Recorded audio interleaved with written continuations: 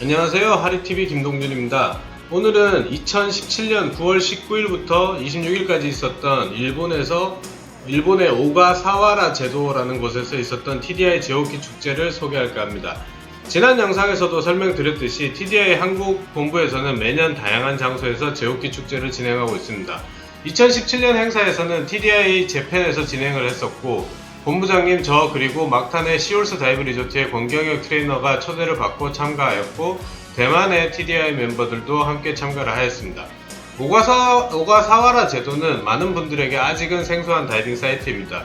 일본 도쿄에서 남쪽으로 1000km 정도 떨어진 열대에 걸친 군도를 가리키는 곳입니다.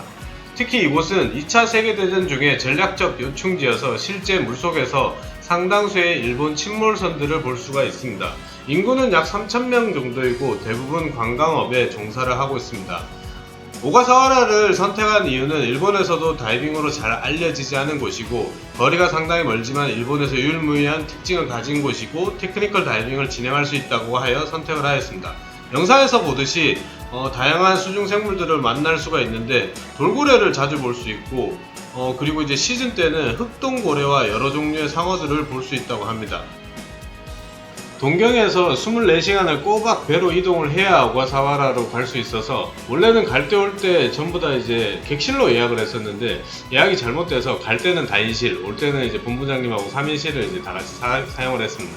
배는 상당히 깨끗하고 좋습니다. 엄청 크고요.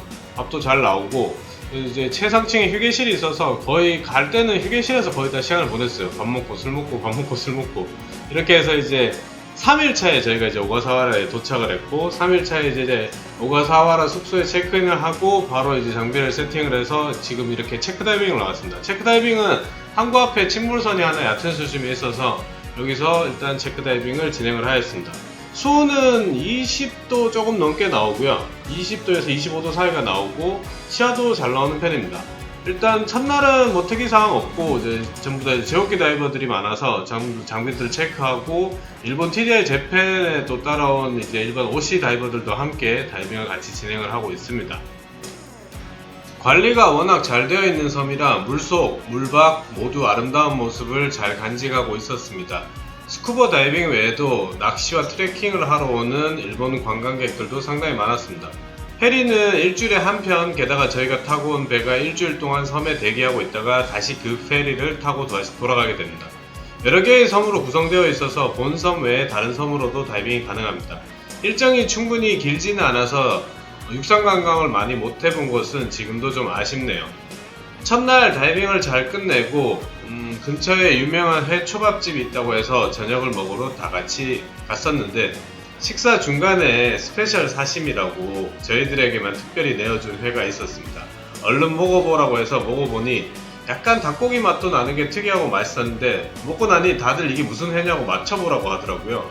뭐 아는 생선 이름을 다 대봤는데 다 아니라고 해요. 그래서 이게 대체 무슨 회냐고 물어보니 나중에 이야기해주는데 좀 많이 놀랐습니다. 거북이 회라고 하더라고요. 일본에서도 유일하게 이곳 오가사와라에서만 거북이로 회를 먹는다고 하더라고요. 많이 놀랐어요. 맛은 있었는데 저희가 이제 그래도 다이버라 마냥 좋다고 먹기에는 좀 그랬습니다. 일본에서 다이빙은 몇 가지 특징이 있습니다. 첫째는 나이트록스 충전이 샵에서는 불가능하다는 점. 그래서 다이빙이 끝나고 나면 항구에서 배를 접안하고 다이버들과 장비를 다 내리고 제오키를 분리해서 산소 실린더를 다시 배에 실어주면 배에서 산소 충전을 해서 나중에 샵이나 숙소로 보내줍니다. 산소를 운반하는 차량은 지정된 차량만 사용 가능하고요. TDI 재팬의 스태프분들이 충전 배달을 다 직접 해주셔서 저희는 큰 불편함은 없었습니다. 둘째는 어선을 개조한 꽤 큰 다이빙 전용선으로 진행을 하는데, 조류가 좀 있는 다이빙 사이트에 도착을 하면 모두 장비를 배 위에서 다 입어야 합니다. 그리고 핀도 다 신어야 하고요. 그리고 일렬로 줄을 서서 앞사람 어깨를 손을 잡고 대기를 하고, 선장이 다이빙 사이트의 배를 정확하게 되면 마이크 방송으로 입수를 하라고 이야기를 합니다. 그러면 배에서 줄줄이 바다로 뛰어내립니다. 저는 개인적으로 이게 좀 별로였던 게, 일행 중에 저만 사이드 마운트 제오키 다이버여서 애초에 배에서 장비를 다 착용하는 게 거의 불가능합니다. 그래서 처음 이렇게 다이빙 하던 날 남들 다 뛸 때 저는 중간에 안 뛰고 서버려서 선장이 당황했던 기억이 나네요. 마이크로 저한테 막 뭐라고 하더라고요. 그래서 그 다음 다이빙부터는 항상 제가 먼저 입수를 하고 장비를 내려받고 제가 준비가 다 끝나면 나머지 일행들이 줄줄이 입수를 했습니다. 다이빙은 오전에 배를 타고 나가서 3회 다이빙 모두 진행을 합니다. 점심은 배에서 도시락으로 먹게 되고 다이빙 사이트가 꽤 멀지는 않지만 하루 종일 배 위에 있다 보니 필리핀 시스템에 너무 적응이 되어 있는 저랑 권경혁 트레이너는 중간중간에 피곤해서 배에서 졸기도 하고 했던 기억이 납니다. 오가사와라의 바닷속은 동남아시아의 열대바다와는 사뭇 느낌이 다릅니다. 돌산 같은 지형들이 줄을 이루고 수심도 꽤 나오고 조류도 다양합니다. 다이빙 초심자보다는 중급자 이상이 좋을 것 같습니다. 산호가 많지 않은 지형임에도 불구하고 물고기가 상당히 많고 특히 거의 대부분의 돔 종류를 거의 다 본 것 같습니다. 제오키 축제의 묘미는 다양한 나라의 제오키 다이버들이 모여서 함께 다이빙하고 즐기고 서로 새로운 정보도 나누고 교류도 하면서 테크니컬 다이빙이라는 공감대를 갖는 것입니다. 특히 많은 일본 다이버들이 사이드 마운트 제오키에 관심이 엄청 높았던 기억이 나네요. 이렇게 오가사와라에서의 제오키 축제를 잘 마무리했습니다.